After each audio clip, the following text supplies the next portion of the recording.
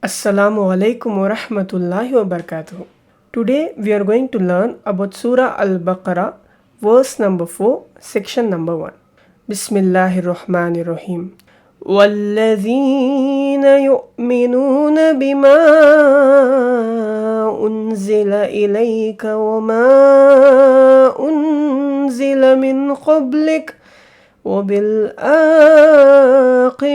هُمْ يُوقِنُونَ.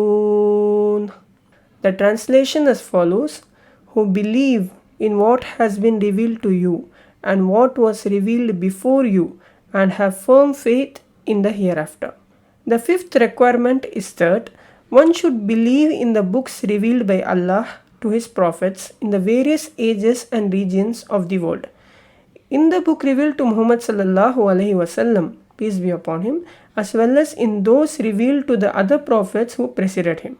The door of the Quran is closed to all those who do not consider it necessary for man to receive guidance from God.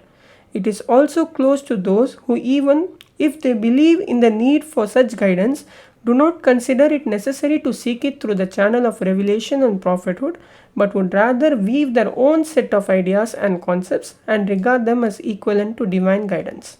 This door is also closed to those who believe in divine books as such, but confine this belief to those books accepted by their forefathers and reject divine guidance revealed to anyone born beyond their own racial and national boundaries. The Quran excludes all such people and is prepared to open the source of its grace only to those who believe that mankind does require divine guidance, who acknowledge that this guidance does not come to people individually but reaches them through prophets and divine books, and who are not given to racial or national chauvinism but are devotees of truth alone and are therefore prepared to submit to divine guidance wherever it be found. Belief in the afterlife is the sixth and last requirement.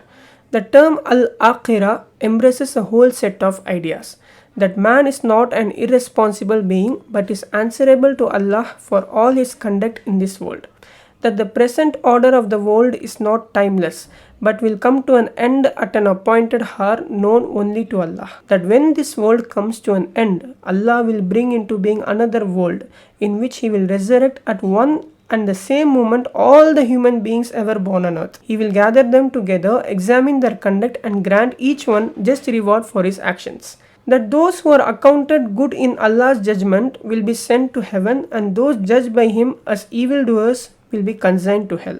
That the real measure of success and failure is not one's prosperity in the present life, but one's success or failure according to Allah's judgment in the next.